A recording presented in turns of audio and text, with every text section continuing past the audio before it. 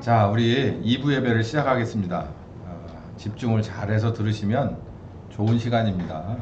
제가 이걸 벼르고 별러서 한 횟수로 1년을 견뎠고 정확하게는 한 2달을 견딘 말씀인데 잘 들어봅시다.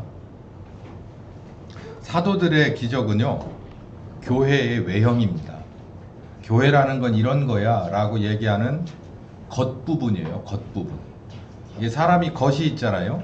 그래서 이 사람이 어떤 옷을 입었냐에 따라서 이 사람은 의사기도 하고, 이 사람은 군인이기도 하고, 이 사람은 어떤 공장에서 일하는 엔지니어이기도 하고 그렇잖아요. 정체성을 말해주듯이 사도들의 기사와 이적은 바로 교회 정체성을 외부적으로 표현하는 것입니다. 그러면 이 안에서 일어나는 무한대의 물건 통용과 구제에 관한 것은 사회복지라고 하는 개념이 아니라, 우리가 쉽게 말하는 사회복지적인 개념이 아니라 교회의 내벽이에요. 내벽. 교회 안에는 예배실도 있고 교육관도 있고 친교실도 있고 사택도 있고 또 뭐 기타 준비실도 있고 그런 것처럼 교회 안에서 내벽을 이루는 겁니다. 내벽을 이룰 때 어떤 사람은 예배실의 벽으로, 어떤 사람은 친교실의 벽으로, 어떤 사람은 유아실의 벽으로 이렇게 쓰는 것처럼 그렇게 쓰임받았던 것이 바로 요 장면이다라는 거예요. 그냥 단순히 언어적으로 문자적으로 있는 거 도네이션 해가지고 그거 가지고 계속 썼다. 여러분, 도네이션도 이걸 잘 알아두셔야 돼요. 어디서 들어오는 데가 있어야 도네이션을 할 수 있잖아요. 도네이션도 그냥 나 있는 거 모든 거 다 내놔버리면 끝이잖아요. 더 이상은 내놓을 게 없잖아요. 셈을 보세요. 어떤 게 셈입니까? 여러분 집에 큰 들통이 아니라 이만한 빨간 통이 있다고 생각해봐요. 한 100리터든 200리터든 거기다 물을 가득 담아놨어요. 그거 누가 셈이라고 해요? 셈이라고 안 해요. 그거 한 3일만 지나면 슬슬 물 상하기 시작합니다. 요즘 같은 겨울이라 아니라 모를까. 그랬다가 한 일주일 놔두면 곰팡이 끼기 시작해요. 셈이 아니에요. 셈은 봄, 여름, 가을, 겨울 그 언제나 수량도 똑같고 계속 퍼서 먹거나 써도 그냥 그대로가 유지되는 것이 셈이에요. 이것도 마찬가지예요. 이거를 도네이션을 기반으로 해서 뭔가를 운영하는 사회복지적인 성격으로 보시면 안 돼요. 이거 그렇게 보시면 안 되고 어디서든 계속해서 스며 나오는 곳이 있는 거예요. 뭘 하도록. 그 어느 물꼭지를 통해서 자꾸 쏟아내도록 하는 그런 하나님의 기적이 여기서 일어나고 있는 거예요. 내가 밭을 한 떼기 가졌어요. 밭을 한 떼기 가졌는데 그냥 마음이 막 동하고 이거 막 어떤 비전을 보니까 이거 하면 좋겠다. 그래서 유아실을 막는 데다가 도네이션을 해버렸어. 학교에 뭔가를 하는 데다 도네이션을 해버렸어. 그게 끝이야. 그렇게 끝나면 안 되죠. 계속해서 스며 나오는 것이 있어야 또 되는 거예요. 하나 그냥 나는 해버렸으니까 끝이다 라고 하는 건 아까 말씀드린 대로 요만한 물컵이나 가능한 거예요. 그냥 마셨으니까 또 어디 가서 따라와야 되는 거예요. 그것처럼 이 교회 안에서의 이 내벽은 세부적인 하나하나의 그런 과제들을 이루어가는 것은 하나님의 크고 작은 기적 가운데서 누가 쓰임받냐면 교인들이 쓰임받는 것이에요. 그 중에서 여기서는 경제적인 부분만 나왔어요. 이 안에서는 경제적인 부분뿐만 아니라 인적 요소가 많아요. 사람이 밭을 팔아서 헌금하는 게 제가 볼 때는 비교적 쉬운 방법입니다. 쉬운 헌신이에요. 근데 나는 뭔가를 팔아서 내놓는 것이 아니라 여기에 있어서 일부분을 책임지고 아니면 전체적인 걸 책임지고 내 모든 것을 여기다가 쏟아서 끝까지 가겠다라고 작정하는 건 사실은 밭을 팔아서 내놓는 거하고는 비교가 안 되는 무게감이에요. 책임감이란 말이에요. 그런 것들이 서로 어우러져서 이루어졌지만 진행되고 열매를 맺었지만 여기서는 이렇게 상징적으로만 표현된단 말이에요. 여기 예루살렘 교회에서 있었던 2장과 4장에 있는 것들 중에서 모이기를 힘썼다, 집집마다 떡을 뗐다, 뭐 찬미로 예배를 드렸다, 또 뭐 했다라고 하는 것이 꼭 중요하게 필요한 게 우리가 보는 눈높이에서는 돈이라고 생각하죠. 자금이 있어야 된다고 생각하지만 자금도 자금이지만 그걸 이 계획하고 진행하는 건 사람입니다. 사람도 있어요, 그 안에.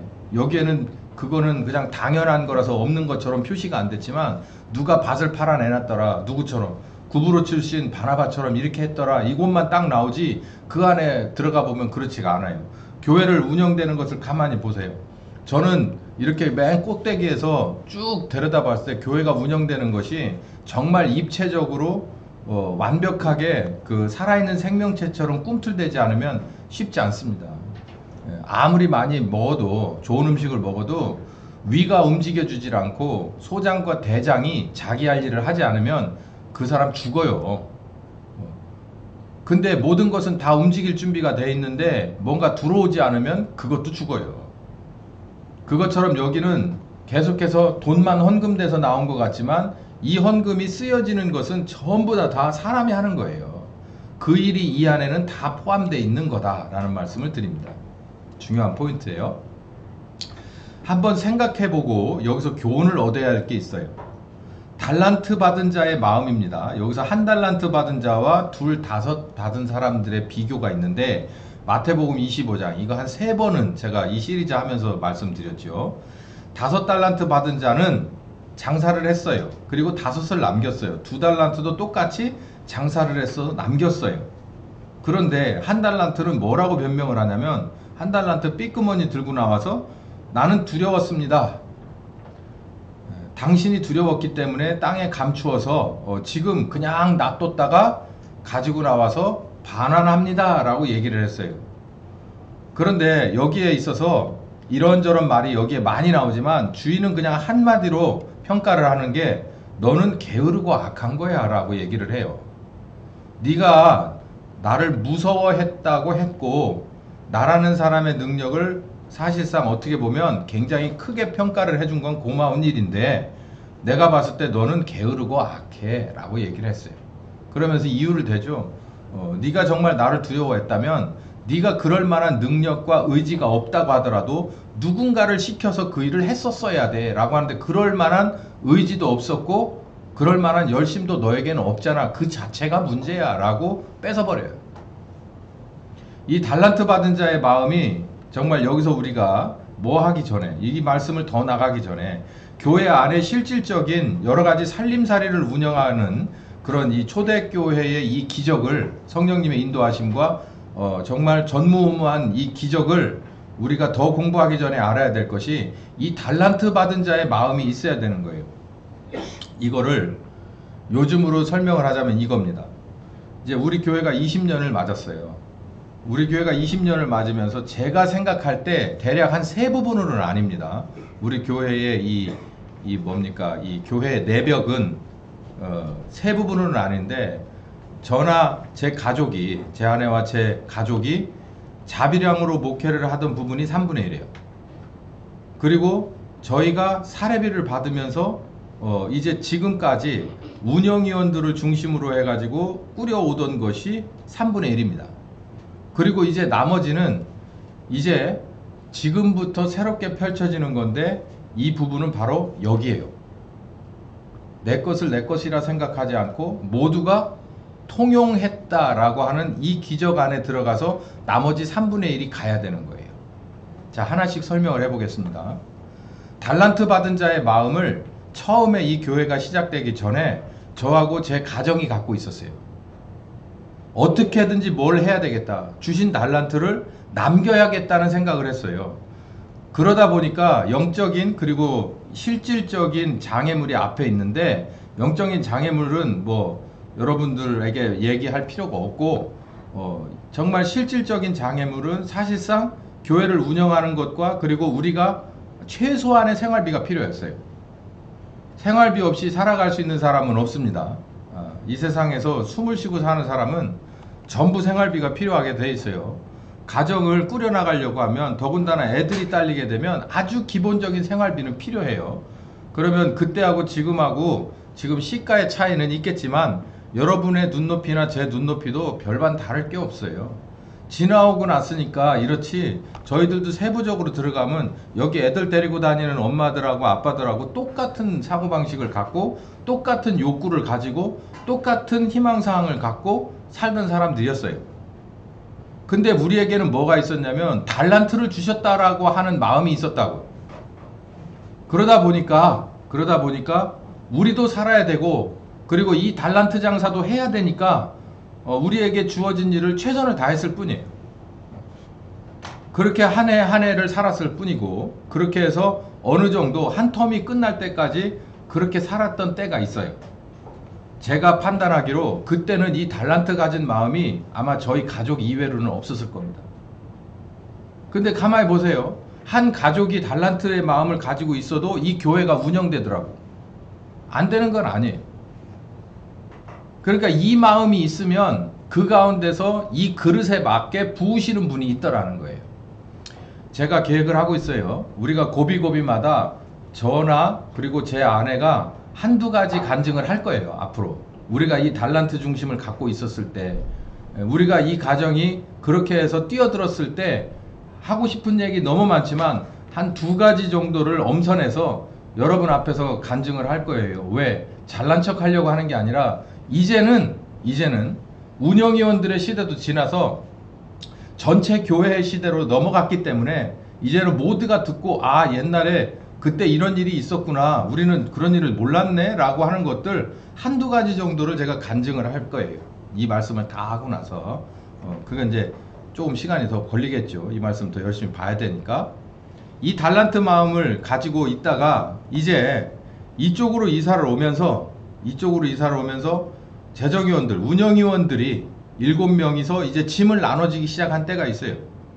그래서 지금까지 왔습니다. 그래서 뭘 했냐면 이 교회를 운영하고, 그리고 저와 제 가정이 사례비로 살아요. 지금까지. 그러니까 운영위원이 사실 실질적으로 따지고 보면 저하고 제 아내하고를 빼면 5이에요. 5이서 짐을 나눠줘가지고 제가 계산할 때는 5명이서 이 교회하고 목회자 부부를 끌어가는 거예요. 자기네들 뿐만 아니라.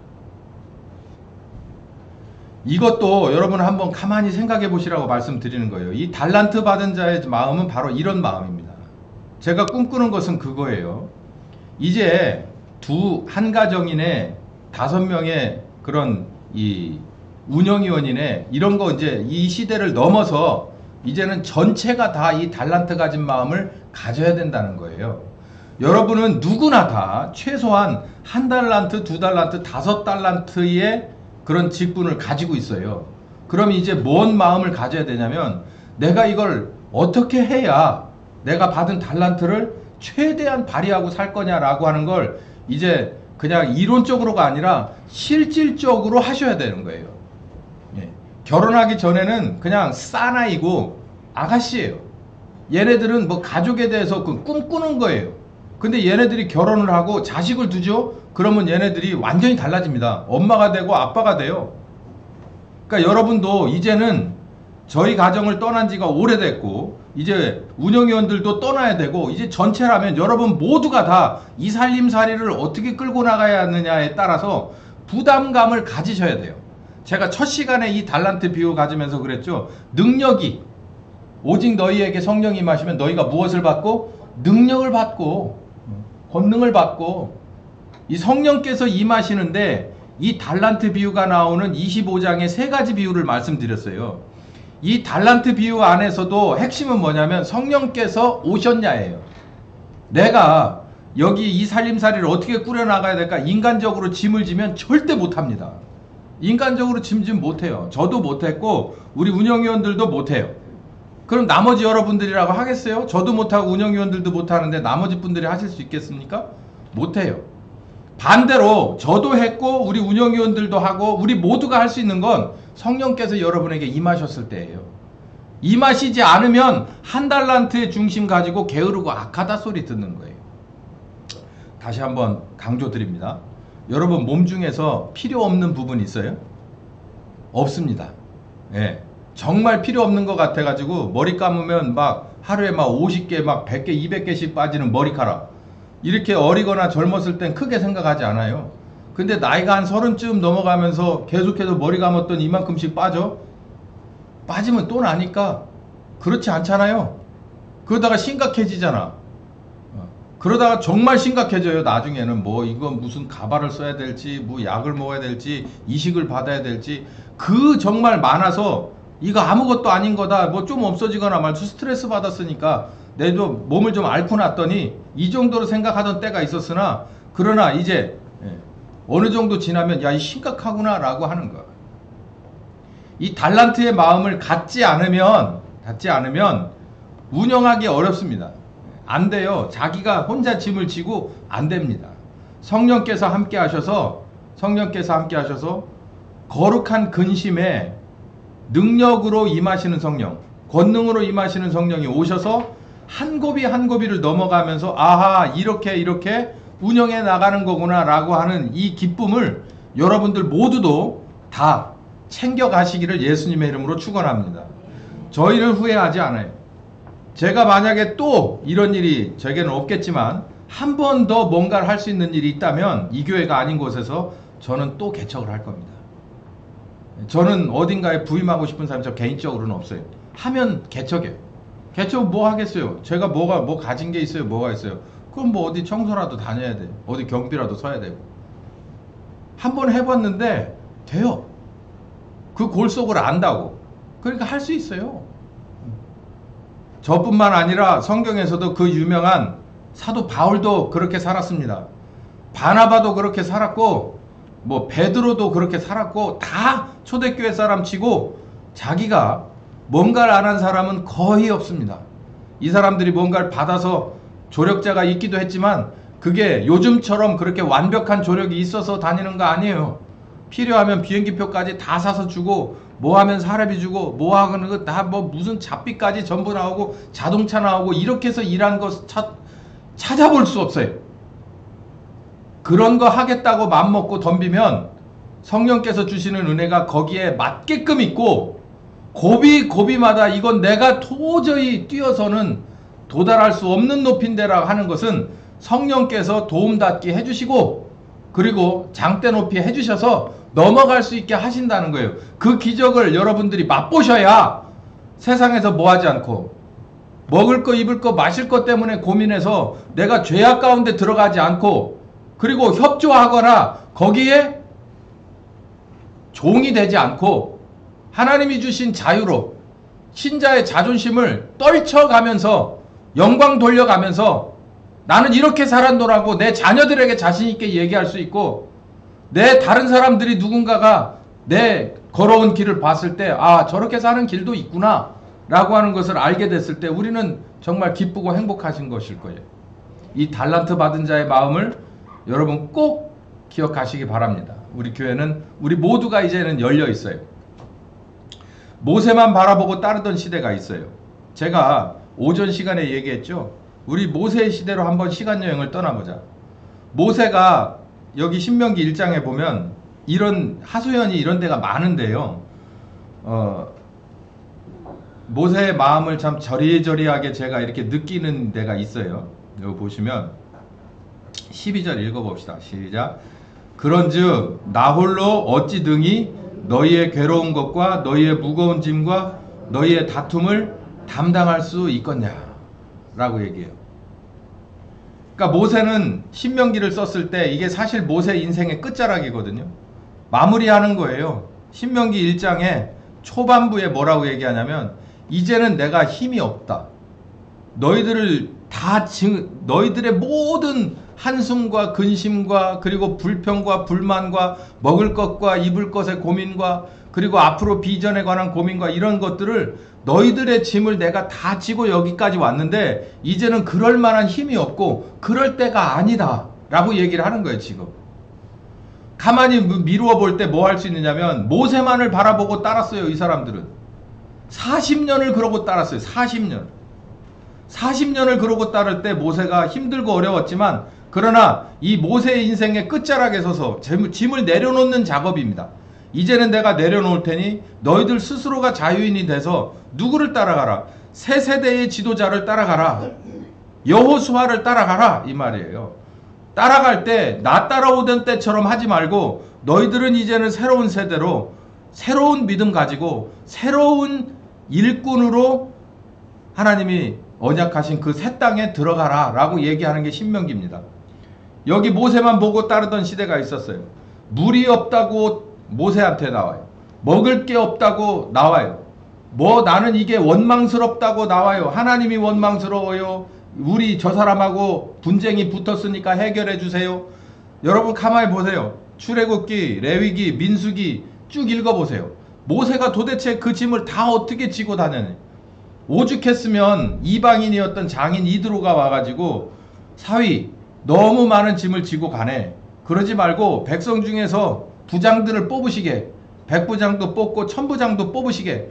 그래서 웬만한 것들은 그들이 다 알아서 말씀 가지고 재판하도록 하고 당신은 중요한 일만 결정해도 당신의 어깨는 너무나도 무겁네. 이렇게 얘기했겠습니까?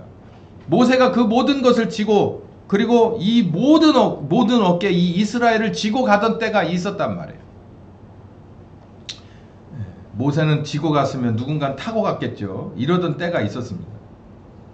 그런데 모세의 시대의 끝에서 이제 여호수아와 새로운 시대를 열었을 때 이스라엘은 그냥 오합지졸이었고 사실은 지리멸렬하고 끝났어요. 그냥 구약은 그런 거예요. 사람이 바뀌지를 않으니까. 그런데 오늘 읽었던 본문 중에서 요한복음 16장에 가면은 예수님이 하나님의 아들이신 예수님이 제자들에게 자신 있게 말합니다. 이제부터는 지금까지는 그렇지 않았지만 이제부터는 너희가 무엇이든지 아버지께 내 이름으로 구해라. 요게 어떤 구도냐면 제자들이 뭔가가 필요하면 이스라엘이 먹을 게 필요하면 모세한테 와서 찡얼거려요. 그럼 모세가 가만히 조사를 해보고 이거 안 먹이면 죽겠구나 라고 판단이 들면 하나님한테 손을 들어요. 하나님 먹을 게 필요합니다. 마실 게 필요합니다. 너무 춥습니다. 너무 덥습니다. 갈 바를 모르겠습니다. 이걸 모세가 다 알아서 하고 모세가 하나님에게 지시를 받아서 떡도 주고 물도 주고 방향도 설정해주고 불기둥도 내려오고 구름기둥도 내려오고 하던 그런 때가 있었던 거예요. 지금도 그 얘기를 하고 있는 거예요. 예수님께서 지금까지는 너희가 아버지에게 직통으로 구할 수 없어서 내가 너희들의 필요를 채워줬지만 이제부터는 내 이름으로 너희가 누구든지 무엇이든지 아버지께 내 이름으로 구하면 주실 것이라는 거예요. 그러니까 누군가 중간에 예수님이 중간에 끼질 않아요. 구약시대에는 반드시 모세가 껴야 했지만 신약시대의 예수님은 예수님이 끼지 않고 예수님의 이름으로 나가는 거예요. 이게 오전에도 말했죠. 다 기도하고 예수님의 이름으로 기도했습니다만 하면 무조건 다 배달되느냐? 그렇지 않다고 제가 말씀드렸어요. 예수님의 이름이라고 하는 이 입으로 나오는 그 말 그 안에는 뭐가 포함되어 있느냐면 요한복음 16장의 시점이라는 것을 알아야 되고 이 요한복음 16장의 시점은 어디에서 완벽하게 성취가 됐냐면 사도행전 2장과 4장에서 이루어졌습니다. 성령께서 오셔서 권능으로 임하신 성령이 계실 때 무엇으로 구하는 거예요? 예수의 이름으로 구하는 거예요. 그 장면이 사도행전 3장에 나오죠. 안진뱅이가 뭐 좀 줄라나 안진뱅이를 불렀습니다. 이보시게 그랬더니 안진뱅이가 늘 하던 직업적인 그 미소를 지으면서 한 푼 얻을라나 그러고서 이렇게 쳐다봤다고 나와요. 내가 당신에게 동전을 줄 건 없고 나사렛 예수 그리스도의 이름으로 당신을 걷게 하겠습니다. 그리고 손잡아서 일으켰더니 일어났어요. 거기 맨 마지막에 누가 나와요? 누구의 이름이 나옵니까? 예수 그리스도의 이름이 나오잖아요. 예수의 이름으로 일어나 걸어라. 그러니까 뭐 했어요? 걸었잖아요. 지금도 뭐가 보이세요? 안진뱅이가 일어난 것이 여러분에게는 포커스가 맞춰집니까? 누구의 이름이 맞춰집니까? 예수의 이름을 누구에게 주셨다는 거예요? 제자에게 주셨다는 거예요. 이제는 무엇이든지 구해라. 성령께서 오셔서 내게 권능의 주님으로 오셨다면은 이제는 그 주님이 허락하시는 거예요. 제가 포병 얘기했잖아요. 뒤에서 버튼을 누르고 있다니까. 빨간 깃대 들고 버튼을 딱 누르고 있으면 네가 봐서 이거 쏴야겠다 라고 할 때 누르면 나가는 거예요. 왜냐하면 여기서 허락하고 있기 때문에. 여기서 빨간 깃 들고 이제는 나갑니다. 손 들어서 야 이제 네가 겨냥해서 쏴. 당기면 나간다. 그러면 예수 이름으로 당기면 나가는 거예요. 이게 바로 요 시점을 말하는 거예요. 너희가 무엇이든지 아버지께 구하는 것은 내 이름으로 주실 것이다. 예수의 이름으로 구하는 것은 예수의 이름 듣고 주신다는 거예요. 그럴 만한 자격이 되고 그럴 만한 때가 되었을 때, 누구의 관리 감독 하에 있을 때, 권능의 성령님 관리 감독 하에 있을 때 이 일이 이루어진다는 것입니다. 자, 그러면 우린 뭘 구해야 될까? 뭘 구해야 될까? 권능의 성령께서 오셔서 내게 권능의 주님으로 임하셔서 내가 뭔가를 해야 되는데, 그럼 우리 뭘 구해야 될까? 예수의 이름으로 뭘 구해야 될까? 여기 썼죠? 군자금을 구해야 돼. 군자금. 사도행전 1장 8절에 보면 증인이 될 거라고 했잖아요. 사도들이 해야 될 일이 증인이에요. 증인이면 우리가 이 단어 그대로 한다면 예수 믿으세요. 예수 믿고 죄 회개하시고 예수 믿으시고 천국 가세요 라고 하는 요 한 토막이 생각나요. 근데 증인의 삶이 그것만 있는 것은 아닙니다. 이 증인들이 이렇게 나가서 증거하는 현장이 있는가 하면 그 사람들이 모여야 될 장소도 있고 먹어야 되고 필요한 경비도 있고 또 여 안에서 또 계획을 세워서 뭔가를 해야 될, 우리 여전도회가 했듯이 그런 것들이 다 있어요. 그러면 그 가운데서 인적 요소가, 인적 헌신이 필요할 때가 있고, 그리고 금전이 필요할 때가 있어요. 금전이라는 것 안에는 많은 힘이 들어가 있잖아요, 이게. 그러니까 금전이라고 하는 이런 금권이 필요할 때가 있고, 그리고 인권이 필요할 때가 있단 말이에요. 사람이라고 하는 그 자원이 필요할 때 그거 달라고 기도하는 거예요. 이런 계획이 있습니다. 성령님 이러한 계획 가운데서 이 일을 해야 되는데 이 일을 해야 될 만한 사람이 필요하고 이 일을 해야 될 만한 이런 자금이 필요합니다 라고 구하는 거예요. 역시 누가 오셨을 때, 성령께서 우리에게 오시면 우리가 권능을 받아요. 그러면 뭘 보냐면은 성령께서 앞으로 하시고자 하는 계획이 보인단 말이에요. 그러면 더 자세히 들어가서, 그러면 뭐냐? 우리 같은 경우는 어떠냐라는 거예요. 여러분 주목해서 생각하셔야 돼요. 지금까지는 그냥 묻혀있지만요, 제가 이놈들 아주 밟아 잔디풀처럼 밟아 앞으로도 키울 겁니다. 얘네들이 학교라는 명칭으로 우리 교회에서 조용하게 시작됐어요. 여러분, 우리가 누군가를 키워낸다는 건 하나님이 우리에게 주신 정말 큰 영광스러운 직분입니다. 저는 그런 생각하거든요. 저는 후회하진 않지만, 제가 만약에 이런 나이 때 제가 교만한 얘기 아니지만 틀 잡힌 목사님 밑에서 호되게 혼나면서 아주 세게 교육을 받아서 왔다면 제 사역은 아마 20년은 앞서갔을 거예요. 저는 확신합니다.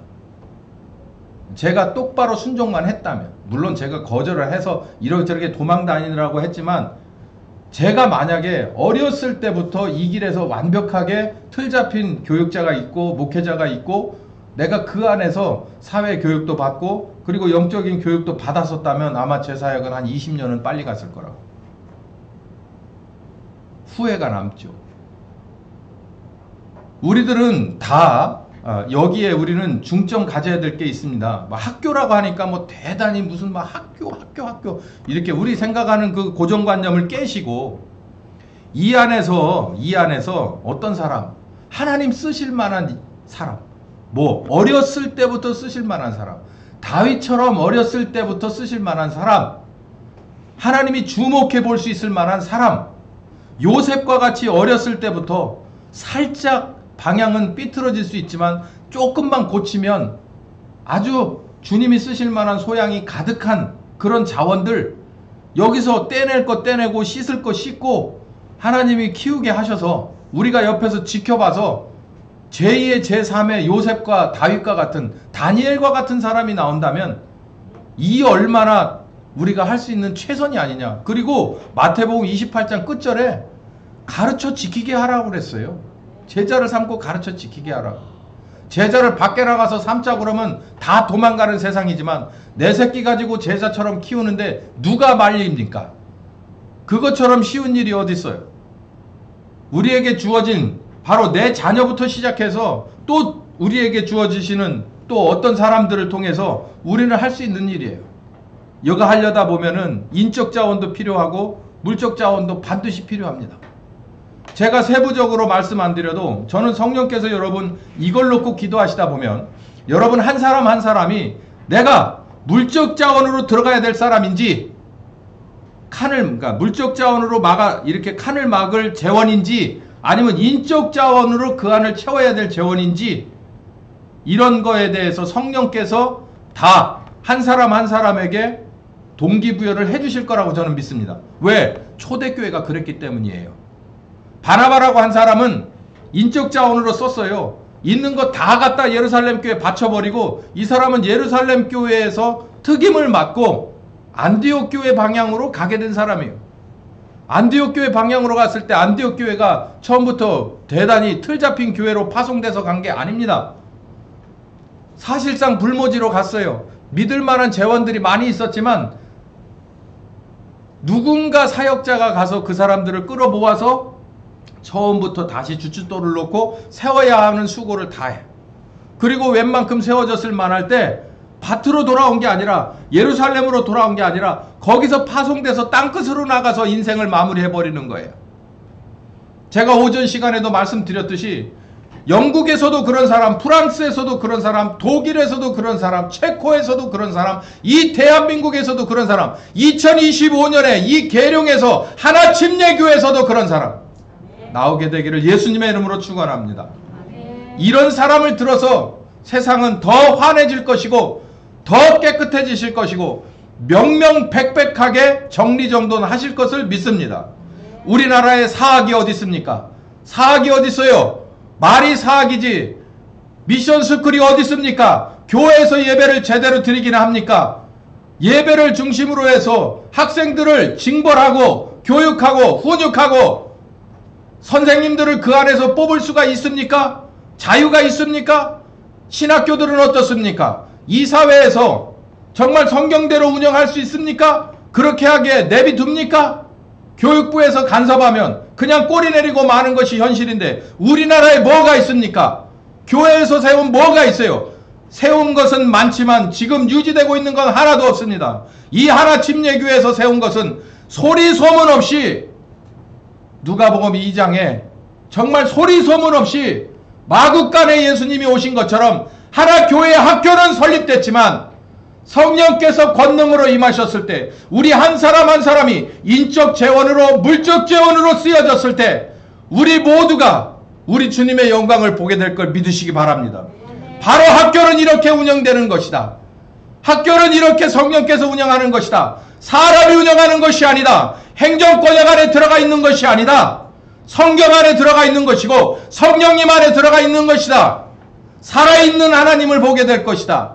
여러분 비전을 가지시고 기도하시면서 이제는 꿈틀대는 것에서 벗어나서 일어나 나가시는 여러분 되시길 예수님의 이름으로 축원합니다.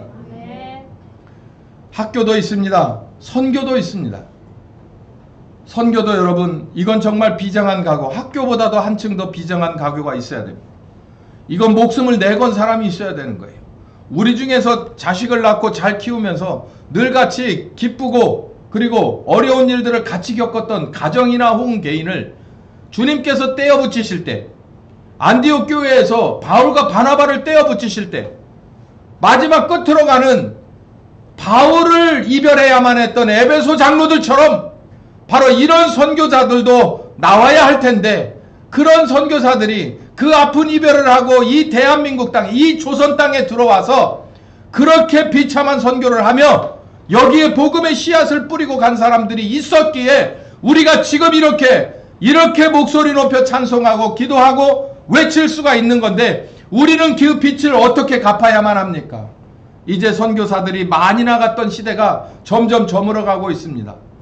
다시 한번 선교의 불꽃은 이 대한민국을 통해서 각 교회들을 통해서 엄선한 에이스들을 21세기에 2025년에 바울과 바나바를 다시 파송해서 보낼 때 저와 여러분도 영적인 부담감을 가지고 여기에 헌신할 수 있으며 내보낸 자를 끝까지 책임지는 교회로서 후원자로서 남을 수 있는 그런 교회가 되시길 예수님의 이름으로 축원합니다. 세 번째는 유지와 구제입니다. 이 말씀 드리기 전에 이 마지막 하나가 더 있습니다. 누군가는 자기 자신을 다 드리고 바나바처럼 다 드리고 거기에 무엇까지 자기가 가지고 있던 밭까지 드린 사람이 있었는데 그렇지 않은 사람이 있는 거예요. 핍절한 사람. 왜 그렇게 했느냐면 왜 사람들이 자기에게 있는 것을 다 팔아야만 했냐면 이게 다 개인적으로 봤을 때 우리 주님의 것이고 주님이 써야 한다니까 나는 이걸 드리고 나도 우리 주님이 내 기업이니까 얼마든지 나는 살아갈 수 있지만 그러나 그 도움을 받지 못하면 살아날 수 없는 사람이 있는 거예요. 핍절한 사람이 있는 거예요. 저는 이 핍절한 사람을 면박 주고자 하는 게 아닙니다. 그러나 이거 하나를 아셔야 됩니다. 받는 사람은 매일 받는 자사로 있으면 안 돼요. 내가 받았으면 내가 정말 심각하게 어려울 때 이걸 영적으로 받고 육적으로 받았으면 내가 이제는 뭐 할 사람이 돼야 된다. 나도 누군가를 위해서 무언가를 팔아서 주님 앞에 내놓고 교회 앞에 내놓을 수 있는 사람이 다 돼야 되는 것입니다. 그렇지 않겠습니까, 여러분? 우리나라의 망국병이 뭡니까? 받기만 하고 계속해서 더 받으려고 하는 거가 망국병이에요. 그게 우리나라에서 이거 망조로 가는 지름길이고 그걸 우파든 좌파든 정치인들이 그렇게 해서 나라를 꾸려왔습니다. 우리들의 할아버지들 할머니들은 그러지 않았어요. 무언가 여기서 동치미 한 그릇을 받았으면 그 동치미 그릇에다가 최소한 뭐라도 담아서 줬습니다. 그게 바로 사람이 가져야 될 기본적인 예절인 거예요. 여기서 대단한 걸 얘기하는 게 아닙니다. 언젠가는 수혜를 받아야 돼. 영적으로 내가 은혜를 힘입어서 내가 영적인 은혜 대출을 받아야 돼. 육적인 대출도 받아야 합니다. 그러나 이제 거기서 뭔가 마중물이 돼서 내가 계속해서 움직여서 살아있다면 2달란트나 5달란트 받은 사람처럼 영적으로도 남는 게 있어야 되고 육적으로도 은혜 주시는 그분을 힘입어서 나도 이마만큼 자랐노라라고 열매를 드러낼 수 있는 그런 사람들이 돼야 되지 않겠습니까? 그렇지 못한 사람들이라면 초대교회에서 그냥 한 번에 핍절한 사람들이라고 하는 카테고리 안에 갇혀버리게 되는 거예요. 물론 그런 사람들을 지적해서 그런 사람들을 뭐 하는 위주로 교회가 흘러가는 건 아니고 주님 앞에 가까이 서 있는 사람이고 늘 다 드릴 수 있는 사람으로 가는 거기 때문에 제가 여기서 경고를 하나 한번 하고 권면하는 걸로 끝나는 거예요. 자, 이 세 번째 유지비 구제비입니다. 이건 교회 안에서 필요한 거예요. 이 얘기는 제가 요 얘기로 가늠하겠습니다. 여러분 아까 말씀드렸다시피 샘과 그리고 고여있는 물통과의 차이점은 샘은 그냥 놔둬도 밑에서 어디선가에서 들어오는 곳이 있는 것이고 이 물통은 어디서 들어오는 것이 없으면 누군가가 먹으면 줄어들어 없어지고 그렇지 않고 놔두면 썩어 없어진다고 제가 말씀드렸죠. 이건 비유인데 굉장히 직접적인 비유입니다. 하나 더 말씀드릴게요. 축복의 통로를 창세기 22장에 아브라함에게 주셨습니다. 너는 축복의 통로, 복의 통로가 너로 인하여 네 주변에 있는 사람이 복을 받을 것이다. 제가 이 말씀 하나 더 드리고 끝납니다. 수도에는 저기 물탱크가 있고 그리고 이쪽에 있는 여러분의 수도꼭지로 오는 중간에는 파이프가 있습니다. 파이프가 있는데 상식적으로 저기 있는 물탱크, 모터를 지난 물탱크 저 큰 저수조에서 온 이 배관은 크겠죠. 이 직경이 넓을 거예요. 그리고 우리 집 앞으로 오면서 점점 줄어들 거예요. 그래서 우리 집 안으로 들어오는 거는 15mm짜리가 들어옵니다. 대부분 집 안으로 들어와서. 근데 그것만으로도 콸콸콸콸 쏟아져요. 여러분 직경이 1m 되는 데서 출발해서 15mm까지 줄어들어요. 1m 되는 데서 1초당 뿜어내는 통과시켜내는 물과 그리고 15mm 두께에서 1초당 나오는 거는 비교가 불가겠죠. 제가 뭘 말씀드리고자 하냐면 축복의 통로도 직경의 차이가 있다는 거예요. 직경의 차이. 근데 이 직경은 이 배관의 직경은 설계자가 그리고 공장에서 결정하지만 이 축복의 통로는 누가 결정하시냐면 하나님이 결정하십니다. 그래서 처음부터 이 사람을 1억짜리 축복의 통로로 쓰지 않아요. 처음에는 15mm짜리로 씁니다. 작은 걸로 써봐요. 왜? 배달 사고 나면 안 되니까. 얘네들한테 어려서부터 한 100억 줘볼까? 조집사 딸 둘한테 100억 주고 저기 있는 엄마한테 갖다 주라고 해봐. 주지도 못하지. 있지도 않지만 줘도 뭐 할까봐. 여기서 홈플러스 지나서 저기 사거리 몇 개 지났는데 100억을 둘이 들고 아장아장 걷는다고 생각해봐. 100억도 문제지만 누가 문제예요? 애들이 문제잖아. 아니 100억을 손에 들고서 집에까지 가는 엄마한테까지 가는데 이 100억을 손에 들었다는 걸 알면 어떻게 되겠어 이거? 응? 그냥 애들 지나가네 벼 이렇게 내두겠어요? 이게 뭐예요? 그러고 막 어떻게 못해가지고 쫓아가고 막 찝쩍찝쩍 말 시키고 막 그럴 거 아니에요? 그러다가 해코지 당하면 어떻게? 100억이 문제가 아니라 딸내미들 둘이 문제가 아니에요 이거. 그래서 저만할 때는 저만한 규모의 것을 심부름을 시켜요. 그냥 엄마한테 요 조그만한 가방 하나를 들여다 줘라. 뭐 그 안에 보니까 초코파이 하나 들었어. 엄마의 마음은 충분히 기뻐. 그러면서 애가 초등학교를 가고 중학교를 가고 고등학교를 가고 대학을 가고 대학원을 가서 결혼을 하고 그렇게 커가면서 이제 점점점 그 가방의 내용물은 달라지기 시작해. 하나님도 마찬가지입니다. 한 사람에게 처음부터 축복의 통로를 이따만큼 큰 걸 주시지 않아요. 그러나 15mm부터 시작해서 20mm로 늘어나고 20mm가 25mm 되고 25mm가 32mm 되고 이렇게 해서 점점 늘어나서 직경이 1m까지도 갈 수 있는 거예요. 뭐 하지 않는 이상. 얘에게 1m 정도의 직경의 크기에 어마어마한 양의 것을 줘도 얘를 잃어버리지 않을 양이면 얼마든지 주실 수 있어요.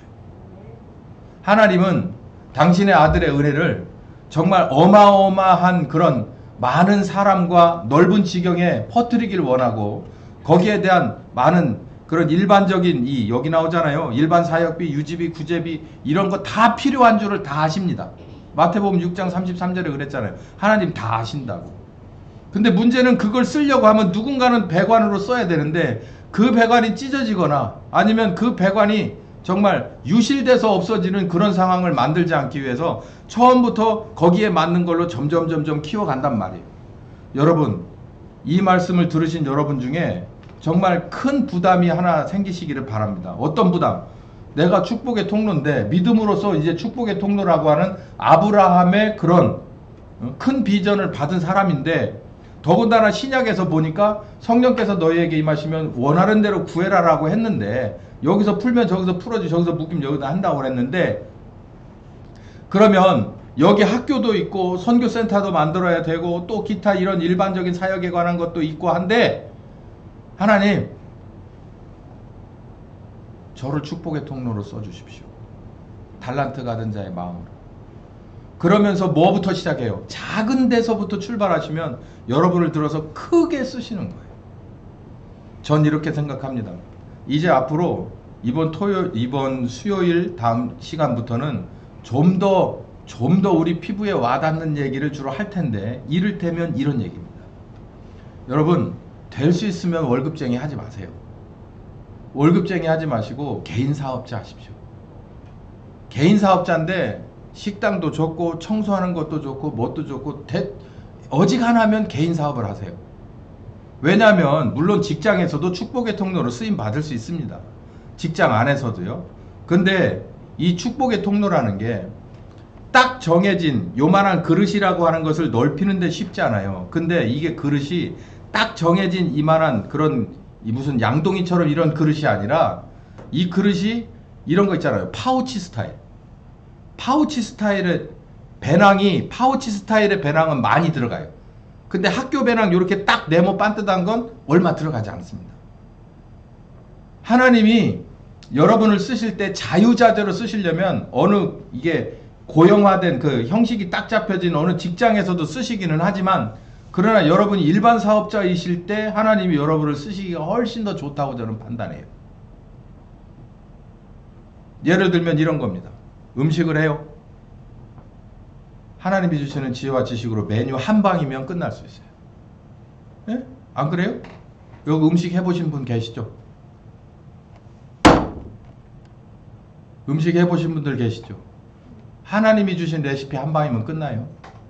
그렇지 않아요? 줄 섭니다. 줄 서. 유튜브 보세요. 줄 서요. 줄. 여러분이 할 수 없으면 하나님한테 매달리는 거예요. 하나님, 제게 주신 달란트는 이거밖에 없는데 제게 영적인 부담감이 있고 도대체 여기서 더 한 발자국도 못 나가는 이유는 뭡니까? 여러분이 엔지니어예요? 제가 언젠가도 한두 번 얘기했잖아요. 제가 엔지니어면 하나님 앞에 진짜 집중해서 매달릴 겁니다. 하나님, 여기서부터 여기 가는 공정을 어떻게 하면 하나님 더 깨끗하게, 더 확실하게, 안전하게 줄여볼 수 있을까요? 저는 될 거라고 믿어요. 없는 전기도 만들어졌고 전보도 만들어졌고 상상할 수 없는 일들이 많은 엔지니어에게서 나오는데 저는 그 사람들의 MIT의 학력이나 뭐 어떤 좋은 선생님 앞에서 쓴 논문에 있다고 생각하지 않아요. 오죽했으면 영감이 있어야 된다고 하잖아요. 하나님이 무엇인가 획을 그어야 하는데 야, 이거 정말 좋은 기회인데 누구한테 주시기를 원할까요? 전 바로 이런 사람에게 주길 원한다고 생각합니다. 그거 한 번이면 여러분들 얼마나 큰 축복의 통로가 되겠습니까?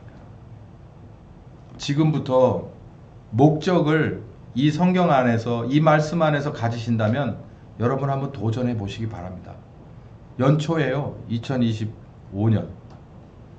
이제 하나님이 원하시는 빛과 소금으로, 그리고 빛과 소금의 전초기지 교회로서 다시 발돋움을 하길 원합니다. 권능의 성령이 우리에게 오셔서 우리를 이끌어가 주시옵소서 라고 하는 기도를 드리며 나가는 이 연초에 여러분들의 비전도 거기에 걸맞게 되시기를 예수님의 이름으로 축원합니다. 약속이에요. 약속. 어떻게 끌어가시겠어요? 절대로 가다 보니까 차 끌고 밤에 이렇게 출근하다 보니까 보따리가 하나 있어서 버려버리려고 내렸더니 돈 보따리더라. 그건 경찰서 가야 될 돈이에요. 들고 오시면 큰일 나. 그 돈 큰일 나는 거예요. 그렇게 하지 마시고 여러분을 통해서, 여러분이라고 하는 파이프와 여러분이라고 하는 가지를 통해서 낼 수 있는 최대한의 결과를 낸다면 상상할 수 없는 일들이 우리에게 벌어질 것을 저는 믿습니다. 한 가지 중심 가지세요.